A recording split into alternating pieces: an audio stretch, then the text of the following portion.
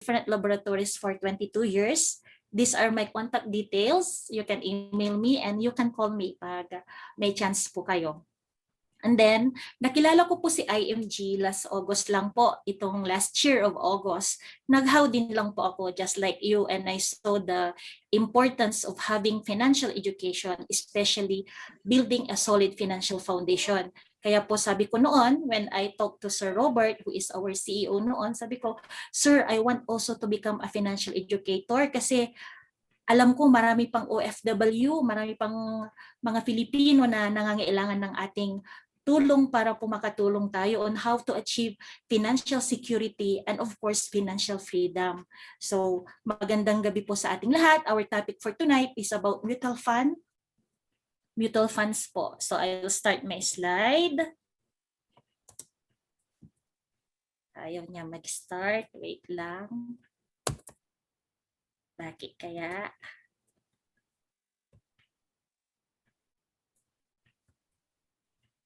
Okay, start from the beginning. Okay, so ipapakilala ko po muna sa inyo who is IMG and what we're doing in IMG. IMG stands for International Marketing Group. It is a financial brokerage company. We are one of the biggest growing companies in the Philippines. So what we are doing, we assist people who wants to help themselves achieve financial security through financial education and building a proper financial foundation. Ito po talaga ang pinakagusto ko dito sa IMG kasi we are teaching for free. We are doing this one for free. And of course, we have established partnerships with the biggest companies in the financial industry. Later on, you can see kung sino po yung mga partners ng IMG, and we have been able to help thousands of associates take advantage of IMG opportunity with a flexible time, commitment, and schedule. Isa po ako dyan. So I'm doing IMG as part-time lang po kasi gusto ko po talagang maging financial educator. Nung unang-una ko pa lang pong nakita ang IMG. And of course, we have proven system na para maging successful po tayo sa ating business, just like other mga malalaking companies, ganyan po din sa IMG, meron din po siyang system, proven system. So, IMG is a total financial solution. Actually, ito po yung isa sa mga nagustuhan ko when they introduced IMG to me, especially our mission.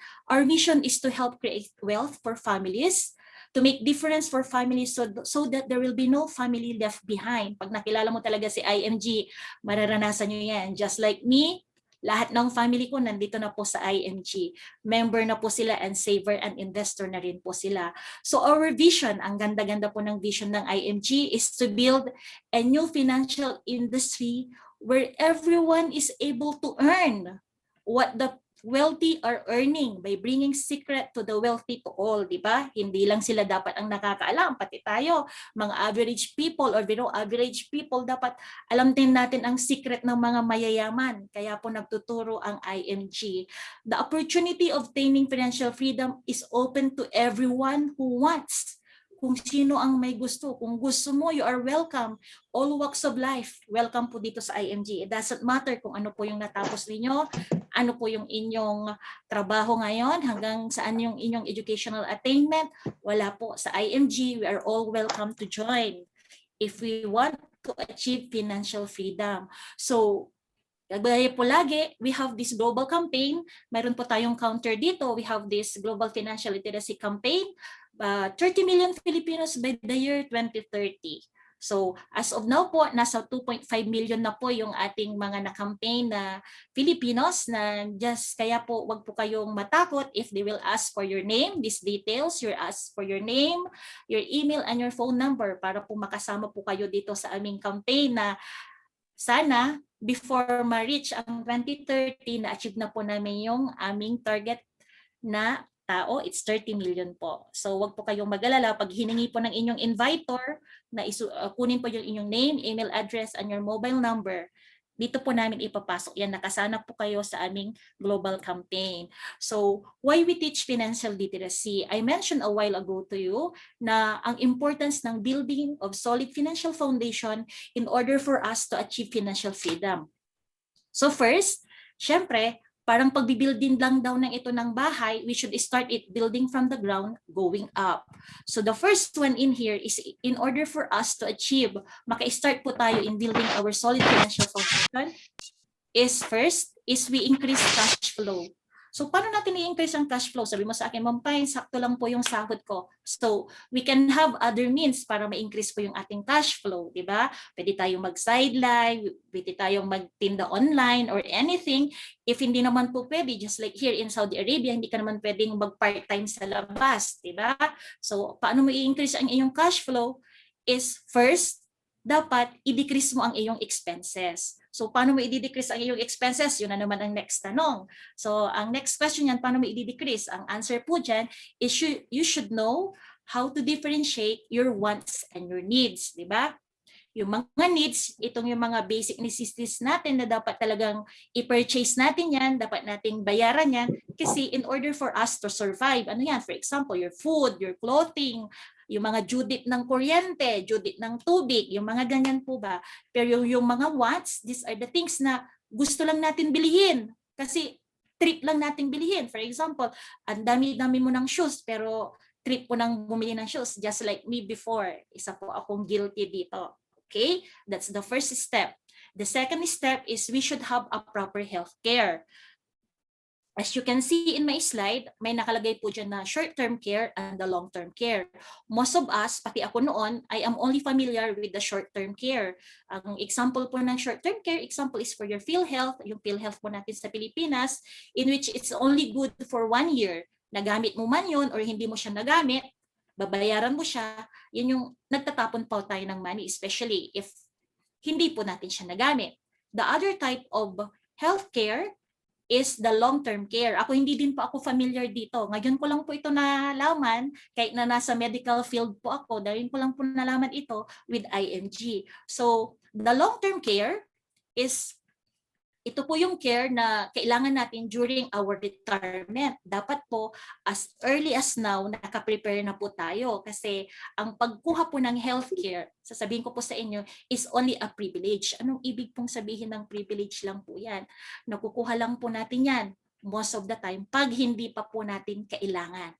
Kasi pag nag-apply po kayo ng healthcare, lalo na pag yung long term, is pwede po tayong ma-deny. Especially if meron na tayong mga critical illnesses, sino pa naman pong company na magbibigay sa inyo ng ng healthcare rather, pagbibigay ng healthcare if meron ka ng terminal illness, may long-term care, may critical illness ka na. So as early as now, habang bata ka pa, habang bata pa po kayo, kasi ako medyo may edad na, habang bata pa po kayo, habang kaya po natin, kumuha na po tayo ng long-term care in preparation for our retirement. Pinakamahalaga din po yan. That's the next step. Ang susunod po dyan is we should have the protection. Ano po yung protection, Ma'am Pines? Tanong nyo. Protection is our life insurance. Kasi ang ating life insurance, ako noon allergic ako talaga dyan. Hindi ako kumuha. Marami akong estudyante before na nagbebenta sa akin ng life insurance pero hindi po nila ako napakuha kasi sabi ko hindi pa ako mamamatay. Bata pa ako. Sabi ko and they did not explain to me the importance of life insurance na ang life insurance po pala I learned here in IMG is income replacement po yan, an instant money na ibibigay sa ating family just in case something happens po sa atin.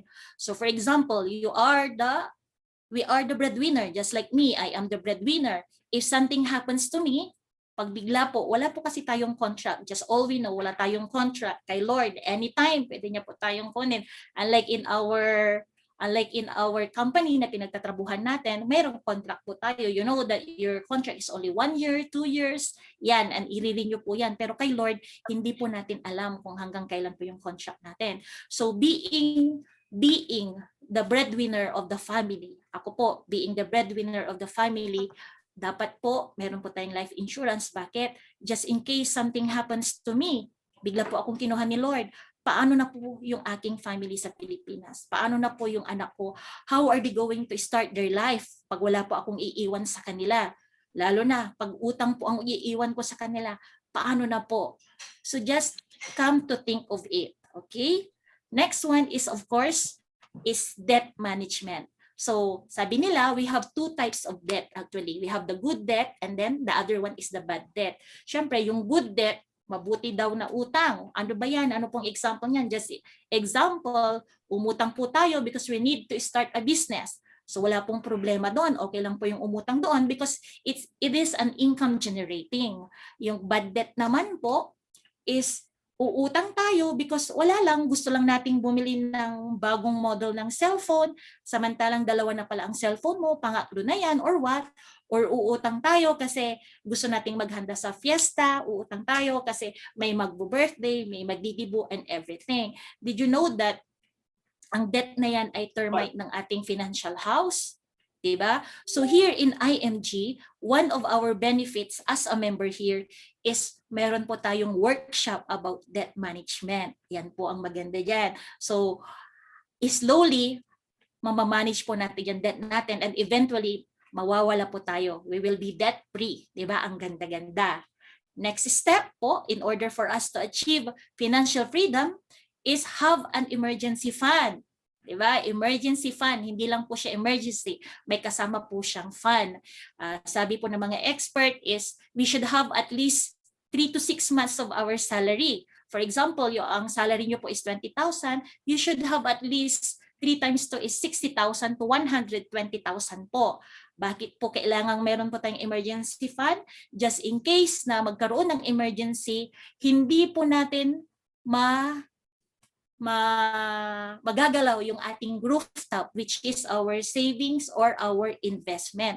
Because if we will not prepare for our emergency fund ngayon, nag-invest ka lang po, kaya nga po ang investment, nasa tuktok yan, nag-invest ka lang, nagkaroon ng emergency. Saan ng emergency?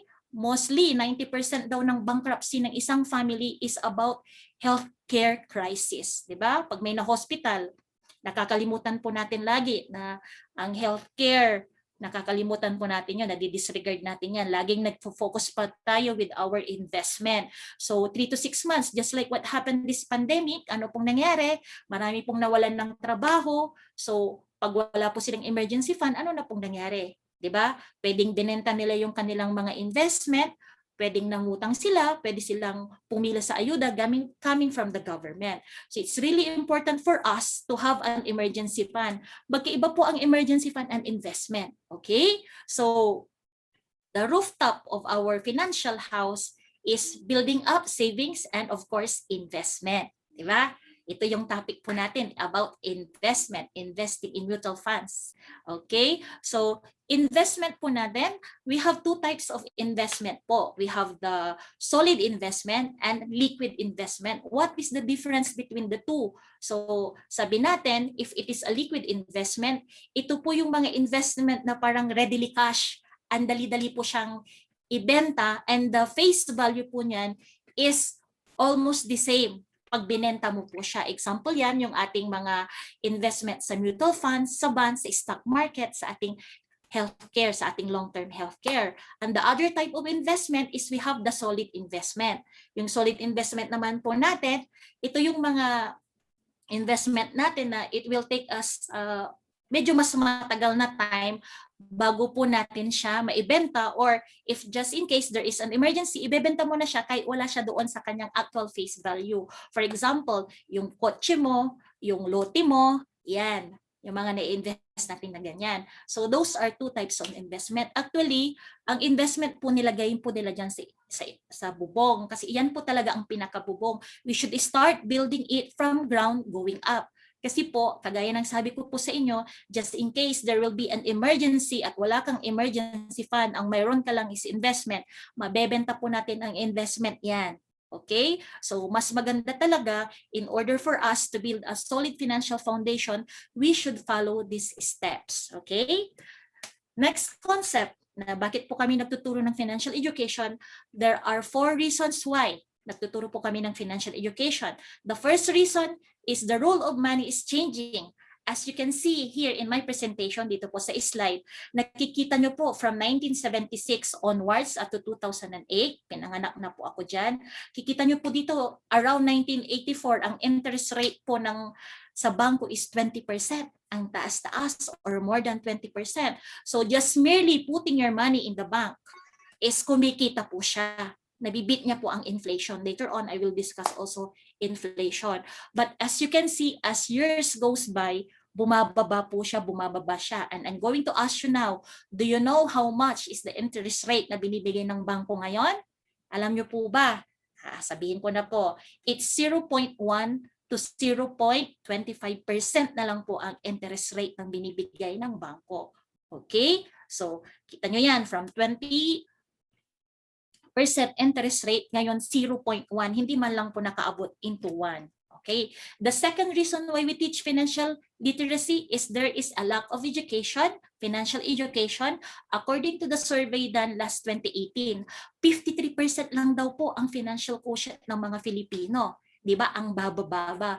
Maybe this is one of the reasons why ang mga mayaman, lalong yung mayaman, and then tayo po na nasa middle class or below middle class, lalo po tayong nahihirapan because we don't know the secret to saving and paano po tayo umarangkada, paano po tayo umangat, paano po ba kumikita yung mga mayayaman, okay? That is why Rodrigo Duterte, pinopropose niya na mandatory po ang financial education for all migrant families, di ba? And ini-encourage niya po tayo na maging entrepreneur. Bakit? Para matulungan po natin ang ating family at the same time ang ating government. Okay? The third reason bakit tayo nagtuturo is people live longer today. As you can see here, the life expectancy of men is 69 and for women is 75. So, sasabihin nyo sa akin, ma'am, may retirement naman ako, nagbayad ako ng SSS, GSIS, Pag-ibig, may PhilHealth naman. 'Di ba? Paano naman na ang ating mga retirement and healthcare crisis during this period? 'Di ba? Paano na sila? I will tell you guys, si mother ko, nag-retire siya. Alam niyo po ba magkano ang kanyang pension? She started to receive 3,500 every month. Is it enough? Ngayon po, naging 4,000 na kasi every year nagdadagdag po sila ng pension. I think 100 pesos yata. I don't know the exact. Pero ngayon, nasa 4,000 na po yung kanyang pension sa SSS. Just imagine, saan ba makarating ang iyong 4,000 pesos today? Di ba? Kasabay po yan sa pangkain. Kasya, paano na po yung mga due date na yan? So, merely for your pagkain, para sa mga basic needs po natin, pag nag-retire po tayo, kukulangin po yun. Paano na yung ating medical crisis, ating mga medical needs, di ba? So, mas maganda kung meron tayong SSS, GSIS, Pag-ibig, and other investments that can support us during our retirement years. During our golden years. Kasi mag-retire ka na, wala nang trabaho, tatanda na tayo. Do you want na magtatrabaho pa rin tayo just like other mga nakikita nating lolos and lolas na kahit na matatanda na, nagtatrabaho because maybe they did not prepare for their retirement. Okay? The next one is the high cost of living. Makikita nyo dyan ang inflation. Ano po ba ang inflation? Inflation po is ang pagtaas ng mga bilihin. Hindi po natin namamalayan. Noon, nag-grocery ka, you have 1,000 pesos, isang cart na po yung dala-dala mo. Okay? Pero ngayon, with your 1,000 pesos, baka isang plastic na lang po ang dala-dala nyo or kahit na wala ng plastic, kaya nyo na po siyang bit-bitin. Okay? Did you know that the inflation rate just last March is 4.5 to 4.7%? Yan po yung inflation rate. So, ibig sabihin yan, yung money natin na 100 pesos is i-deduct po natin yung inflation rate. So approximately, sabihin na lang natin average of 5. So yung 100 pesos po natin, ang equivalent lang po niya is 95 pesos pag mamimili po tayo. Kaya grabe po, grabe ang pagmahal ng ating bilihin. Ito po yung silent killer ng ating pera pag hindi po natin alam i-manage ang ating expenses. Ito po yung hindi natin nakikita. Later on, meron po akong ginawa dyan. I'm going to ask you a question and then kayo na lang po ang mag-answer. Okay? So ito po yung kasabihan ni Robert Kiyosaki, financial intelligence solves problem and produces money. Of course. And money without financial intelligence is money sunggan. So kahit na gaano kalaki ang inyong pera na nandyan sa inyo, gaano kalaki ang sweldo na tinatanggap ninyo, but wala po kayong financial education on how are you going to manage your money, magiging useless lang po yan. Tatalunin po tayo ng mga kasamahan po natin who are receiving lesser than what we have. Maliit lang po yung sweldo nyo, at marunong kayong mag-save, marunong kayong i-manage, baka mamaya dadaigin pa natin yung mga managers natin. 'Di ba? Okay. Why do you need to invest? Kasi ang topic po natin is about investing. Okay? Bakit ba natin kailangang mag-invest? There are two reasons on why we need to invest. First reason is to beat inflation.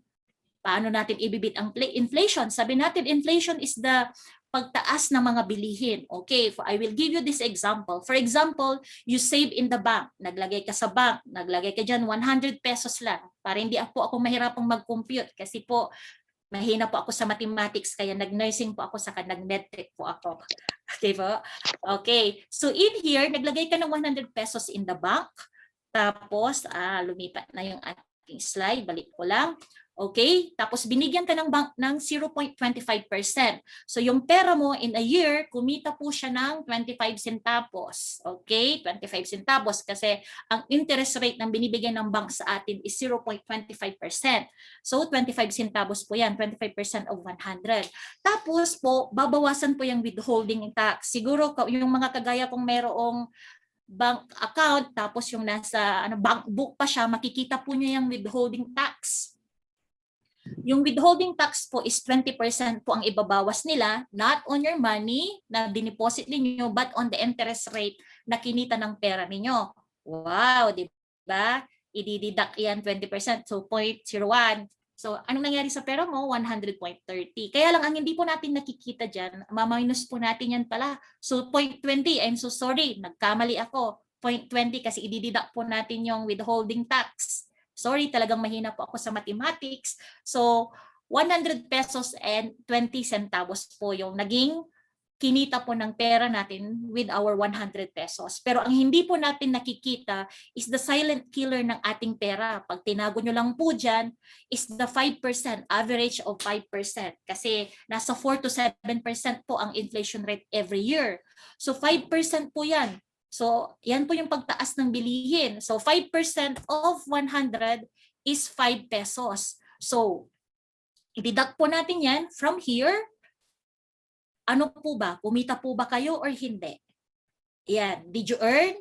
Pag nag-invest kayo into savings or other investment na ang interest rate is less than the inflation rate, kaya po, pag alam po natin na dapat mag-i-invest po tayo doon sa mga vehicles na more than the inflation rate, more than 5%, kahit na break even lang, 'di ba? Mas okay 'yon kaysa naman if you're going to put it in bank, 0.1 lang to 0.25%, paano naman po? Tumutubo ba tayo? I don't think so. As you can see here in the presentation. The second reason why we need to invest, kaya po tayo nag-i-invest is to achieve financial goals. Yan, ang ganda-ganda, ang sarap-sarap pakinggan. Achieve financial goals, okay? So, para po tayo maka-achieve ng financial goals, dapat po may purpose kayo. You should have the purpose. You should have the target amount. And of course, meron po tayong timeline. Parang sumakay po kayo ng taxi, sasabihin nyo, tatanungin ng driver sa'yo, saan ka pupunta? Saan po tayo pupunta, sir? Saan po tayo pupunta, ma'am? Anong sasabihin mo? Basta mag-drive ka lang, sir. Kahit saan tayo mapunta. Pwede po ba ang ganon? Di ba?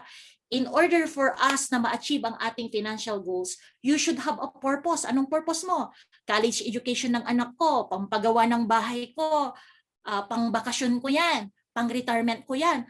Magkano ang iyong target amount? Sasabihin mo yan, I should have 1 million after 5 years. Di ba?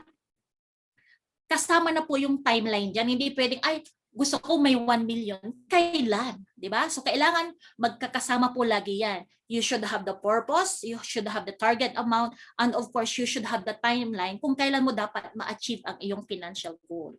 Okay? So, yan po yung intro pa lang. And let's go now to our main topic, the basic of stock market and mutual fund investing. Yung pag may mga question po kayo, we will just answer it, we will just entertain it after po ng presentation natin. Okay? Gising pa po ba kayo? Sana po, gising pa po kayo. So if you want to invest in mutual funds or in stock market, you should think of building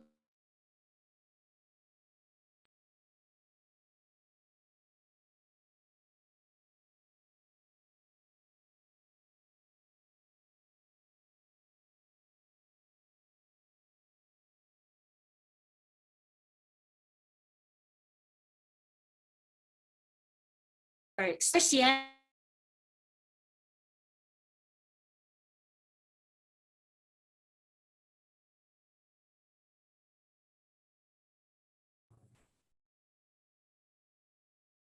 they should have contract. Okay? So if that's coming from our direct labor. Next one, the other type of income is the passive income. Di ba? Ang ganda-ganda nito. excuse po. Yes? Ma'am, wala Wala yung tayong slide mo, ma'am. walang slide. Oops, paano ko gagawin? Wait lang. Mag-share screen ako ulit siguro kasi na-disconnect ako. Wait lang. Thank you. Share screen again. Okay na? Kita na po ba?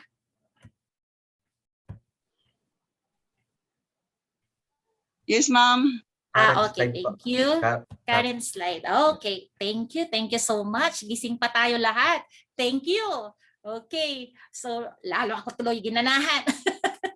The second type, tapos na po tayo sa active income. So, pag nagtrabaho po tayo, we are paid. Pag hindi po tayo nagtrabaho, wala po tayong sweldo. Ganyan lang po yan. And the next one is the passive income. Ito po, mas maganda ito. Gustong-gusto ko ito. Sana sooner or later, tayo lahat may ganito po. So this passive income keeps coming even we are not working. Kahit hindi po tayo nagtrabaho, income keeps coming. Saan po nanggagaling yan? Saan po pwedeng manggaling yung passive income?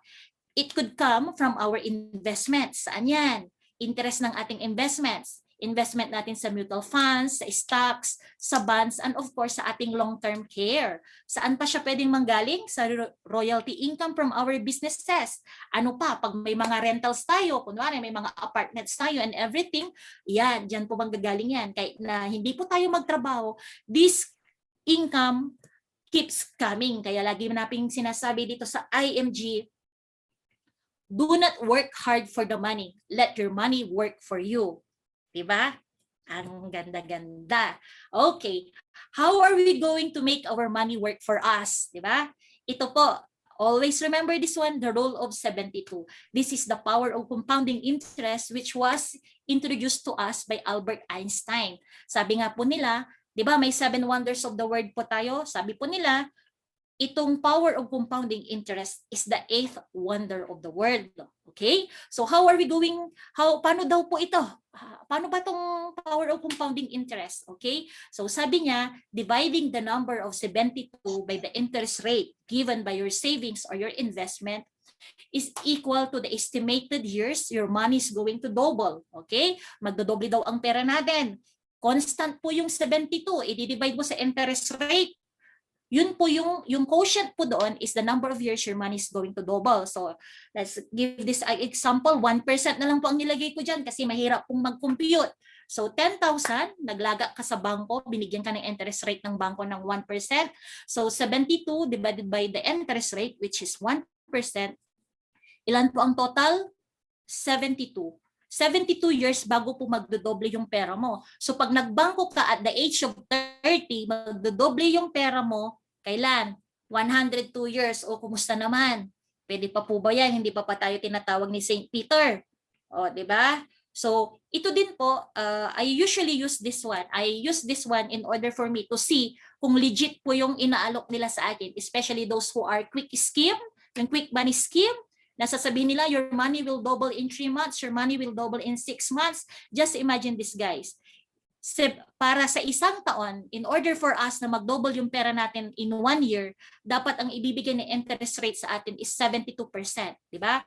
72 divided by 72 is equal to 1. So magdo-double lang yung pera natin in a year pag ang binigay nilang interest rate sa atin is 72. Diba? Eh paano naman yung 6 months? O di ibig sabihin, 72 plus 72 is 154. 154% ang ibibigay nilang interest sa atin pag magdo-double yung pera natin in 6 months. Di ba? So, sino pong magbibigay sa atin ng 72% interest rate? Sino pong magbibigay sa atin ng 100+% interest rate? So, if someone offers you ng ganon, yung mga quick money scheme, double your money, you ask them how much is the interest rate. Pag sinabi nilang 100 plus yan, pwedeng mangyari. Pero isipin mo naman, saan sila kukuha ng money ng pang-patch up nila doon sa binigay sa'yo na interest. Diba? So, isip-isip din tayo. Talaga po, lamang ang may alam. Lagi po namin sinasabi yan sa IMG. If you know it, diba? Mag-ingat-ingat tayo dyan. So this is another illustration on how money is going to work for us. Kagaya ng rule of 72. So lagyan na lang po natin sila ng pangalan dahil 3 column po yan, si Aida, si Lorna at si Fe, para hindi po ako madali. So magkakaibigan po sila, they invested 100,000 at the age of 29. Sabay-sabay po sila kasi magkakaklase sila at the age of 29. So si Aida, 4% ang nakita niya, yung isa, si Lorna, 8, and si Fe, 12%. Okay? So, kailan magdo-double yung money mo? 72, which is constant, divided by the interest rate of 4% equals 18 years. So, every 18 years, nagdo-double yung pera ni Aida. Si Lorna naman, dahil 8% yung nakita niya, nagdo-double siya every 9 years. I-divide mo lang yung 72, which is the constant, divided by the interest rate. And of course, dahil si Fe naka-attend ng Zoom webinar, member po siya ng IMG, nakakita po siya ng vehicle na nagbibigay ng 12%. So just imagine, same age po sila nag-invest, same amount, but look at the total at the age of 65. Sino po ang panalo dyan? Sino po ang winner dyan? Of course, lamang talaga ang may alam. Look at the amount, 400, 1.6, and 6.4. Diba? Saan nyo gusto dyan? Siyempre, ako doon sa may alam. Doon sa may malaki. Okay. So how do you want to make 6 million? Ano ba? Gusto mo bang magkaroon ng 6 million? Of course. Sino ba sa atin nang ayaw ng 6 million? We have 2 options on how are we going to achieve 6 million. First option is you need to work. Kailangan mo daw magtrabaho. Hanggang kailan ka magtatrabaho? You need to work for 30 years and you need to save 200,000 every year. So, kinumpute ko po yan. Kumuha ako ng calculator. Approximately, nasa 34,000 every month ang iyong isisave. For 30 years in order for you na magkaroon ka ng 6 million. Oh, out na po. Hindi po sahod yan ha. Malinis na pong tinago yan. Malinis na pong saving yan in a year. The next one, ito mas gusto ko ito. When I joined the IMG, ang pinili ko yung number 2. Syempre, money will work for you. Money working for you. Diba? Paano ka makaka-achieve? Pwede ba yan? Pwede ba yan, Ma'am Pais? Yung money ko, magtatrabaho siya mag-isa later on. Diba? Lamang talaga ang may alam. So, in here, para ma-achieve mo yung 6 million, dapat mayroon kang 100,000, i-invest mo siya sa vehicle of 12%. Hanggang kailan ka maghihintay? 36 years, ilagay mo lang yung pera mo. Diyan! Lalabas dyan, 6.4 million na yan after 36 years. Diba? Amazing? Hindi po ba amazing yan? Next, sasabihin mo sa akin, Ma'am Pines, na wala naman akong 100,000, Ma'am Pines. O, 1K na lang every month for 36 years. Ano po ang product niyan? 36 years tayo, hindi po one time na 1K kada buwan. 1,000 every month for 36 years will give you same amount, 6.4 million. Ano pong gusto nyo? Option number 1 or option number 2? Ay, ako gusto ko po ang option number 2, di ba? Lalo na, especially, mag-prepare na tayo habang may trabaho na tayo. Kasi pagdating ng panahon, wala na, may hirapan na po tayong mag-save. Okay, kaya nga dito sa IMG, do not work hard for the money. Make it work for you. Let your money work for you. So, ito po is yung wealth calculator. So, how much you can save in order for you to achieve your goals. Diba kanina, diniscuss ko sa inyo. In order for you to achieve your goals, dapat meron kang purpose para saan yung goal mo. Second one, you should have the target amount. And then, of course, the third one is ano yung third one? Oh, nakinig ba kayo sa akin? Of course, the timeline, right? So, ito. So, hindi po ito hindi ibig sabihin na nakalagay dito, yan din po ang tatanggapin ng investment ninyo. This is for illustration lang, okay?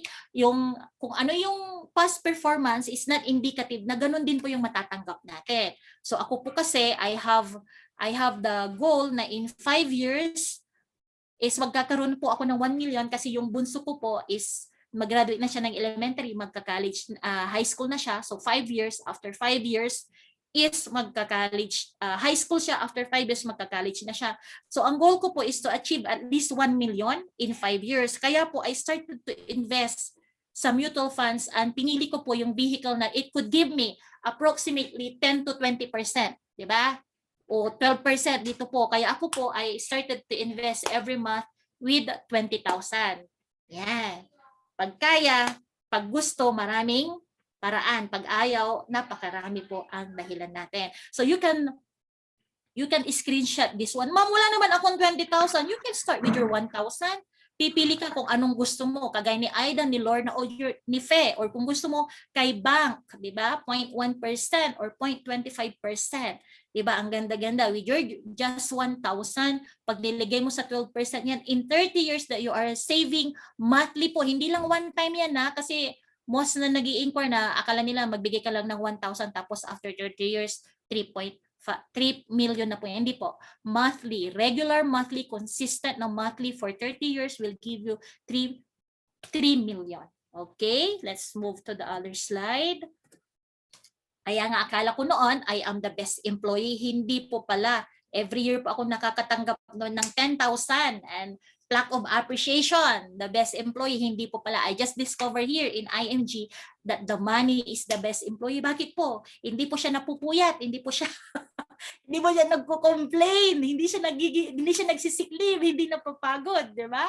So, money doesn't complain. It works 24/7. Hindi po siya tumitigil na magtrabaho. It doesn't get sick. Walang sick leave lang. Ilagay mo lang yan. Nagtatrabaho po siya mag-isa. That's why we always say, don't just work hard for the money. Let the money work hard for you. That's why we need to learn how money works. Yan po talaga dito. Ulitin ko ulit, lamang ang may alam. Yan, paborito ko yan pag naririnig ko yan kay Ma'am Cres. Okay? So, bigyan ko kayo ng illustration in here. So, pag nag-invest po tayo, we build it long-term, especially if we invest in stock market. So, this is you as ikaw to, anong gusto mo maging depositor? Let's go first to the depositor kasi ako din po depositor din po ako before I met IMG. Pero ngayon dahil na-met ko na si IMG, meron na akong alam. So, depositor pa din po ako for my emergency fund. Okay? Pang-emergency fund na lang. Okay, this is you. Pupunta ka ng bangko, nag-deposit ka ng pera mo. Ilan ang binigay ng bangko sa'yo? 0.25%. Pagkatalikod mo, anong ginawa ng bangko? Nilagay ba sa vault? Siyempre, akala natin safe kasi may vault nga. May vault nga talaga, may security card. Pero pag tatalikod mo, pag nag-deposit ka sa bank, ilalagay ba nila ng vault yan for 10 years, for 5 years? Hindi. They're going to invest it. Saan nila i-invest? Yan, government securities, commercial papers, stocks, equities, retail loans, real estate. Okay? Ilan ang binigay ng bank sa'yo? It's 0.25. Ilan ang kinita nila? 12%. Ilan ang napunta sa bank with your money? It's 11.75, di ba? Oh, magaling akong nag-compute kasi 12% saka minus 0.25 lang. Or you have this other option kasi po naka-attend na po kayo ng Zoom webinar. Okay? You could be a shareholder. Gusto mo po ba yan? Pag shareholder ka, of course, investor ka, bibili tayo ng share of stocks ng mga companies and then under mutual fund, yung mutual fund house natin, i-invest niya po yan. Saan po niya ilalagay? The same po kung saan nilagay ni bangko, sa government securities, stocks, loans. Tapos, with this one, ilan ang percent na kinita niya? 12%. Ibabalik po sa atin yung 12%. O, saan po ang gusto nyo? Do you want to be a depositor or do you want to be a shareholder? It's up to you. The decision is always nasa inyo po yan. Okay, but if we invest in stock market, we always remember the higher the yield, the higher the risk. So we should know our risk tolerance. Anong ibig sabihin yan, ma'am? The higher the yield, the higher the risk. Okay, ibig sabihin po yan, pag mas mataas ang return, mas mataas din ang risk niya. That's why we should know our risk tolerance sa akin kasi risk taker din po ako. And one way in order for us to reduce the risk is we should invest in mutual funds. If kagaya niyo po ako, kasi nasa medical field po ako, wala pa po akong alam about investing and everything, makikiride on na lang po ako doon sa may mga may alam. And later on, I will discuss that to you. Okay? First, I will discuss to you the 3 types of mutual funds. Okay? First one is the bond fund. These are low risk type. recommended year lang po is 1 to 2 years. Average return is 6%. Ito po kasi pinapa-loan lang ito, pinapautan lang sa mga government securities for their project. So, mababa lang po yan. Sabi mo, ma'am, dapat ba in 2 years kunin ko na? Hindi. It's up to you. Kung gusto nyo mas matagal, okay lang po. Okay? Recommended time lang po yan, length of time na mag-stay po yung money natin. The second type is the balance fund. This is the moderate risk. Okay? Balance po siya, hinati po siya ang investment to government securities and of course blue chip companies. So ang recommended time to stay, ilan? 3 to 5 years. Anong average return? 12% per annum. Ay ma'am, parang ito yung kay Fe kanina, 12% ang vehicle niya. And of course, we have the third type is the stock fund or equity fund. Ito naman, aggressive ito. Aggressive siya. Nilalagay yan saan? Sa mga equities and stocks. Okay? Wala ng government securities. So, ang average return is 18%. So, it doesn't mean na pag 18% ang nakalagay dyan, 12% or 4% or 6%, yun po yung tatanggapin nyo. It always depends on the performance of the market, yung performance po ng market natin, stock market, yung economy po natin. Baka mamay sabi ni Ma'am Pines 18, hindi naman pala pagdating ng panahon. So, hindi po siya, kung ano po yung performance ngayon or before, hindi po siya indicative na ganun din po yung tatanggapin natin. Okay? So, let's move. How the stock market works. Before we discuss this, we have 3 scenarios to discuss. Okay? The first one is stock market rises. Ibig sabihin, gumaganda ang economy, tumataas ang presyo, di ba? Is it good? Magandang economy, okay? So we always remember in here na ito, illustrative purpose lang po ito. 6 months po na nag-invest yung tao for 1,000 pesos every month. Consistent po yan. Yung tatlong scenario, it's the same. So makikita nyo dito, with your 10 pesos po ang price per share. So nakabili with your 1,000 pesos, nakabili ka ng 100 shares. Habang gumaganda ang economy, nagmamahal po ang price niya. Umabot na po siya ng 20 on the 6 month. So ang share na nabibili mo is lumiliit din. Okay? Kumita ka ba dyan? So let's compute. How are we going to compute this one? You just add all the number of shares na nabili mo for the 6 months and then i-multiply mo on the last price na nakuha nyo. Kumita ka ba? Oy, kumita pa din ng 2,000 plus in just a month. So, pag gumandang economy pala, stock market rises, ay may kita pa din. Okay, let's go to the next one. Scenario number 2. The same din, nag-invest ka din ng 1,000 for 6 months consecutive. Ang tawag po natin dito, stock market drops and gains back. The U shape. Yan, letter U. Parang letter U siyang maluwang. Okay? So, start din tayo at the same time, with your 1,010 pesos, bumaba ng bumaba, ninervyos ka kasi hindi ka pa naka-attend ng webinar. Hala, sabi mo, yung stock market, ang economy bumagsak. Ang hindi lang po natin alam, this is the best time to buy. Bakit po? Compare this one. Nung hindi pa bumabagsak ang economy, hindi pa bumabagsak ang stock market, 100 shares ang nabili ng 1,000 mo. Pero dito, 200 shares ang nabili ng 1,000 mo, di ba? Dito po kasi sa stock market, paramihan po ng shares na nabibili dito. Shares po yan kasi shares din po ang ating ibebenta. So, with the same amount, with your 1,000 pesos, nakabili ka ng 200 shares, so bumagsak siya ng 5 pesos. So, slowly, it rises, nakabalik po siya. So, kumita po ba tayo dyan? Yes, still may gain po tayo. I-multiply lang natin. You add all the shares na nabili niyo and multiply it by the last price, which is 10 pesos. Okay? And the last one, nervous ako dito noon nung first time kong mag-attend sa seminar ng IMG. Okay? Stock market drops and rises slowly. So the same then, 6 months ka consecutive, you invest 1,000 pesos. So it started with 10 pesos, bigla siyang bumabagsak hanggang naging 1 peso siya. 'Di ba? Just imagine, with your 1,000 pesos before, nung wala pang sale, is 100 shares lang ang nabili mo. But bumagsak siya ng 1 peso, 10 times ba? Naging 10 times yung number of shares na nabili mo. Sabi ng iba sa akin, pag nag-i-inquire sila, ma'am, hindi pa ako mag-i-invest kasi pangit pa ang economy. They don't know, they don't realize that really this is the best time to invest. Pag mayroon po tayo mga crisis. Later on, makikita nyo po sa graph sa aking presentation bakit tama yung sabi ko na this is the best time to invest, lalo na pag nakasale po ang mga prices ng per shares. So, compute ka, same process, kumita ka ba? Yes, kumita ka pa din. And of course, tignan po natin dito, we compare the three scenarios. If you can see here, kanino po ang may pinakamagandang gain? Ay, kumita po sila pala lahat times. Pero ang pinakamalaking gain is yung drops and rises slowly. 6,000, so na triple, almost triple yung kinita ng dalawang scenario, di ba? Okay. So, ito po ang nangyayari sa PSE. This is Philippine Stock Exchange Index. Ito po yung, you can see in here, ito po yung performance ng market. So, it goes up, it goes down, up and down. It's like ECG po yan, yung sa ating heart.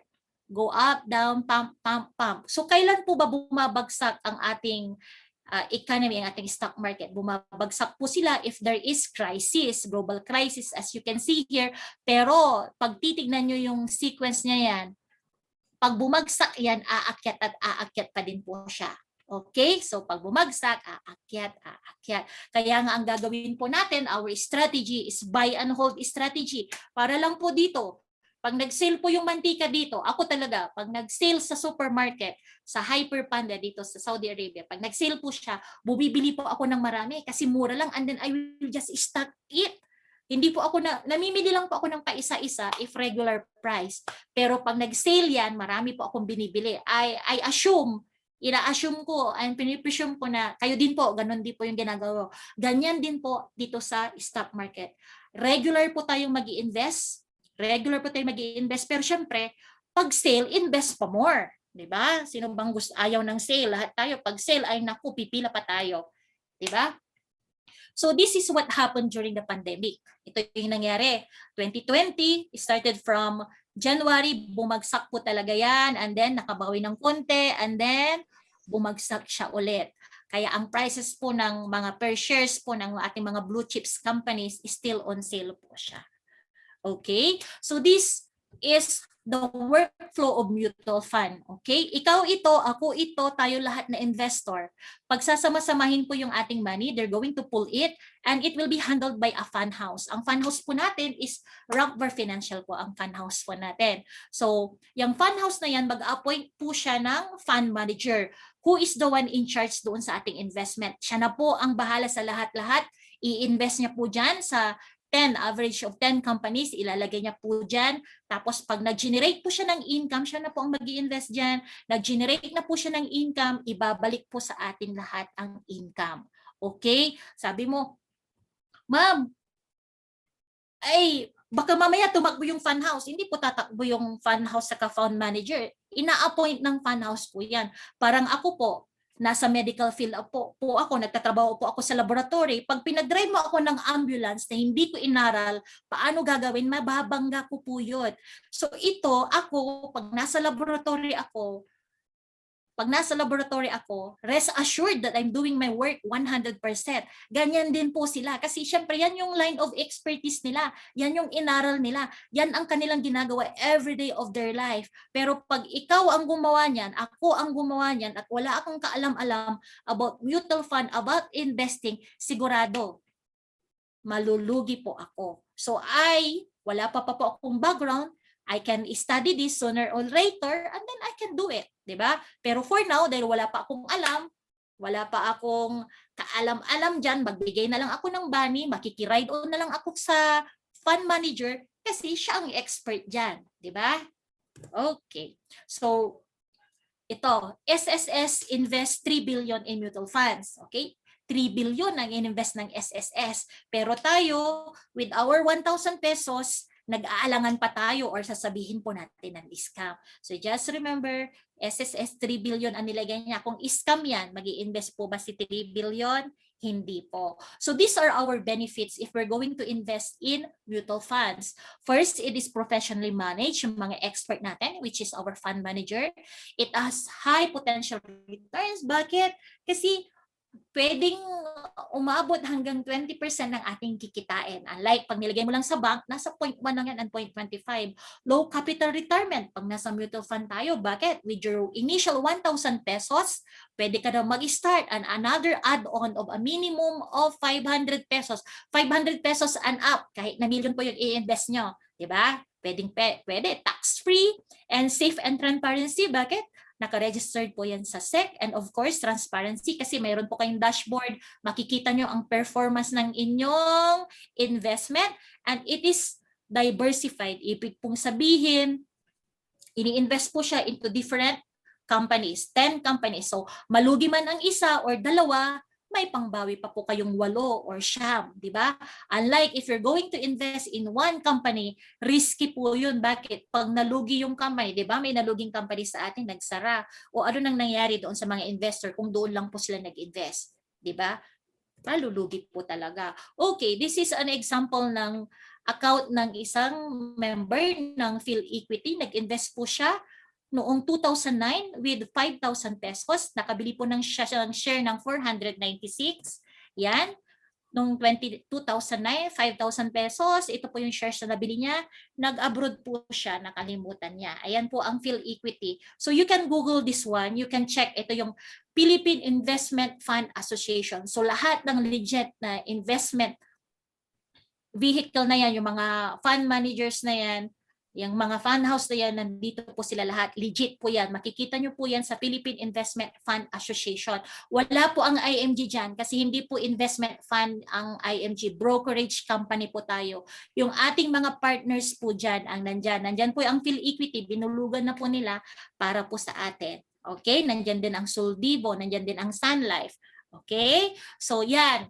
Naalala niya nung 2018, naalala niya nung 2018 kasi bumalik na siya from abroad. Sabi niya, ay may investment pala ako ng 5,000. Nung chinek niya po, ang price per share from 9 pesos per share noong 2009, naging 41 pesos na po per share. So, 20,000 na po ang actual price ng kanyang investment. I-minus po natin yung kanyang puhunan na 5,000, yung ininvest niyang 5,000. Kumita po siya ng 15,644 or 1,740 plus in a year or 34%. Just imagine that, kumita yung kanyang investment ng 34%, ang interest rate na kinita niya is 34% every year. Paano na kaya kung si Kuya ay nag-invest siya monthly, consistently ng 5,000 or kahit hindi man 5,000 or more or less pero consistent siya, magkano na kaya ang kinita ni Kuya? Ruy, sayang naman si Kuya. After 9 years, yan nang lumabas, 20 years, tilagay lang niya yung pera niya dyan. Okay? So, dahil ang topic po natin is about mutual fund and stock market, I will just discuss to you the 3 benefits para po sa atin as a member. Actually, we have 48 benefits po pag member po tayo ng IMG. Kaya lang po meron po tayong another class for that. We can discuss that. You can attend that a while ago at 8 o'clock. Si Ma'am Sheila po, yun po yung discuss niya yung ating membership orientation, our benefits pag nag-member po tayo ng IMG. Pero i-discuss ko lang our 3 benefits po na makukuha natin related to our topic today, mutual fund and stock market. Okay, so first one, if you are a member of IMG, automatic po yan. Investor na po kayo. May 1,000 pesos na po kayo kaagad sa inyong mutual fund investment under Soldivo Fund. Yan. Galing po yan sa ating membership. And then another exclusive benefit is marami po tayong free seminar dito. Free investment seminar. Usually ginaganap ito every Wednesday. It's for free. Hindi kagaya pag nag-a-attend tayo sa labas, minimum of 500 mga seminars. Okay? And of course, mutual fund at zero entry fee. Anong ibig pong sabihin nito? Hindi ba pwedeng mag-invest pa sa labas, sa ibang company? Hindi mag-member ng IMG. Marami pong nagtanong sa akin yan. I said, yes, you can. Pwedeng-pwede. Kaya lang, meron po tayong entry fee na 3 to 5%. Ibabawas na po nila kaagad yan. Hindi pa man nai-invest, kinakaltas na po yan. Siyempre, meron po tayong broker. May broker po na maglalakad, mag-aayos ng inyong investment. So, babawasan niya po yan. Pero pagdating dito sa IMG, 0% entry fee. O, di ba? Ang membership fee, mamaya, makikita nyo how much is the membership fee. Paano na kung 100,000 na yung total of 100,000 na yung iyong ininvest, ilan ang 5% nun? It's already 5,000. Di ba? Ilan na yun? 5,000. And then of course, another benefit is exclusive benefit if you are a member is pwede na po kayong mag-online trading. Okay? Pag expert na po kayo dyan, pag naaral nyo na po, you know how to do it, you have time, you have the money, you have the effort, wala po kayong ibang ginagawa, you can do this one. Pero advice, aralin nyo lang po. Kasi trading po yan, sumusugal po tayo. We buy and we sell kaagad. Hindi ka guys stuck sa mutual funds, we buy and buy and buy and hold tayo. Pero dito sa trading, you buy and sell. Nagtitrade ka, sumusugal ka, trading nga eh. Diba? So pag expert na po kayo dyan, you can access that one. Ako kasi wala pa akong kaalam-alam, nasa mutual fund ako, makikiride na lang po ako doon sa expert, di ba? If you have the chance, makisakay ka na lang sa expert driver. Okay, so these are our partners, mutual fund partners. Sabi ko sa inyo, you have your Atram, your Soldivo, Sun Life, PhilEquity, Philam Asset, FAMI. Sila po yung partners natin sa IMG. Okay, so pag nag-invest po tayo sa Jollibee, there are two ways. You want to be a franchisee, you should have at least 70 million in order for us to open one branch. Or if not, pwede po tayong maging shareholder ni Jollibee with just a minimum of 1,000 pesos initial investment and add-on po tayo. Add-on po tayo ng 500, minimum of 500 sa mga susunod na ating investment. So question, how much do you have right now? Ako po ngayon, may 2,000 pesos po ako. So ito po yung price ng Jollibee. Nung all-time price niya po is 289 per share. But during the pandemic, last June, bumagsak po siya ng more than 50%, 132. Kailan ka mag-i-invest, di ba? O, di dapat nung nakasale. O, ngayon po, nakasale pa din po ang stock market. I think the price of Jollibee per share no is approximately nasa 170 to 180. Compare this one, sale pa din siya, di ba? O, outside IMG, sabi mo, sa labas na lang ako, ma'am, okay, no problem. So, bibigyan ko lang kayo ng illustration of this one. Ikaw ito, kailangan mo ng investment, kailangan mo ng mutual fund, kailangan mo ng healthcare, kailangan mo ng insurance. Pupunta ka kanino? Punta ka kay bank, punta ka kay broker, punta ka kay agent para makuha mo itong mga financial needs mo. Di ba? Siyempre, yung broker babayaran mo, yung bank kukuhanan ka. Siyempre, i-invest nila yung pera mo pero maliit lang ang interest rate na ibibigay sa'yo. But in here, in IMG, ito po ang kasarapan pag IMG member po kayo. Bakit? We always bypass the middleman. Wala na po tayong broker. We can access the financial companies na kailangan po natin. And we enjoy all the financial discounts from their products that we are going to buy. Diba? And we will become our own money manager. Ikaw na mismo ang magmamanage yan. Ikaw na ang broker ng sarili mo. Ikaw na ang mag-i-invest ng sarili mo. Wala na po tayong babayaran. These are our benefits pag nag-member po tayo ng IMG. Diba? Okay.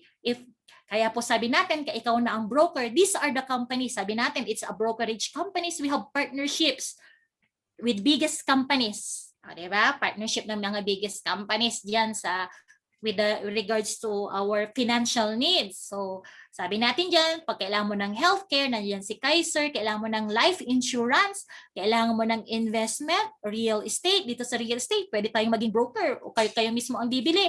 Pwede, pag may kaibigan kayo, mayroon kayong matatanggap na commission. Yan, pag may i-refer kayo, may matatanggap kayong commission. And of course, general insurance, non-life insurance, and allied financial services. Ito po lahat ang partners ng IMG. Ngayon, scam ba si IMG? Kayo na po ang sumagot niyan. Makikipag-partner ba sila lahat iyan? Pag scam po si IMG, Google is the key lagi. Mag-Google kayo, gagaya ng ginawa ko noon. Okay? So this is lifetime membership in IMG. Just like other companies, di ba? Magme-member ka, makakakuha ka ng mga discounts. Just like dito sa IMG, magme-member tayo, makakakuha po tayong discounts and our benefits. We have 48 benefits. You can ask your inviter with your 5,500 membership fee, Philippine code, makukuha nyo po lahat ang benefits na yan. Mayroon po kasi 48 po, nagdagdag po sila ng benefits. So, as your inviter po. Okay? So, become a lifetime member. How much? One-time lifetime is only 5,500 pesos. Uy, ma'am, 5,500 pesos. Yung kanina, yung sabi mo sa akin doon sa doon sa mutual fund, ang entry fee is 3 to 5%. So pag nag-invest pala ako na umabot na pala ng 100,000 ng aking investment, bawing-bawi ko na pala yung aking membership fee na 5,500. 'Di ba? One time lifetime na 'yan. Just ako yun po yung nakita ko kasi yung investment mo, nag-invest I do it regularly, I do it monthly. Tapos na total ko na yung investment ko. Sabi ko, uy, sa mutual fund pa lang, sa broker pa lang na ibabayad ko sa mutual fund, bawing-bawi na yung aking membership fee. Okay? So these are the accredited banks na you can screenshot this one. Pwede nyo pong ihulog ang inyong payment or inyong membership fee dyan. Yan, marami po tayong. Just imagine, pag ikaw na personal bank account mo na hirap kang maghulog, pag-open ng account, di ba? Ang dami-dami nilang hinihiling na papers. How much more kung isa itong company, di ba? Mas mahirap. So just imagine, kung scam po ang IMG, gaya ng iniisip ng iba, makakapag-open ba sila? Makakapag-accredit ba sila sa mga banks na ito? Sa dami nito? I don't think so. Okay? So, syempre, nandiyan ang aking picture. This is my portal. Pwede kang mag-log on sa IMG. You can log on. Bibigyan po kayo ng sarili nyong dashboard. Once you are a member, you can log on it. And then, of course, pag open nyo, nandiyan ang inyong profile and all of your benefits being a member. Yan, ang aking Soldibo Fund. And of course, yung aking mga other benefits, nandyan po siya lahat. Makikita nyo po sa inyong portal. Patutuwa po kayo. Okay? So who are the members of IMG? Sino po yung mga kasamaan namin? May mga uniform personnel, the teachers, the OFW, the seafarers, the millennials, yan, members na po sila ng IMG because they see the importance of having financial education. Diba? Yan, aking second to the last slide. Sabi ni Uncle Bill Gates, if you are born poor, it's not your mistake. But if you die poor, it is already your mistake. Bakit? Ang parents po natin, hindi po natin sila pwedeng piliin. Nandyan lang po sila. Just like me, pinanganak po akong napakahirap po ng buhay namin. But we strive hard. Hindi ko mapili yung tatay at nanay ko. Si tatay ko, security guard. So siyam kaming magkakapatid. Just imagine magkano lang ang sweldo nila. Tapos siyam kaming pinapakain nila, di ba? Pero ngayon, wala po silang financial education. So talagang mahirap po ang buhay. Kaya dito, but if I will die poor, it's already my mistake. Kasi you have the means, you have the way, you already know na hindi po kayo mamamatay na mahirap. Nasa inyo na lang po yan. It will always be your knowledge, your action, and execution. Ayan po ang pinaka-importante sa lahat. Okay? So, thank you so much and see you in the next class. To God be all the glory. Bukas po na ang ating next class. Okay? So, thank you so much sa mga hindi pa po natutulog yan. And Ma'am Alimay, our host, please take over.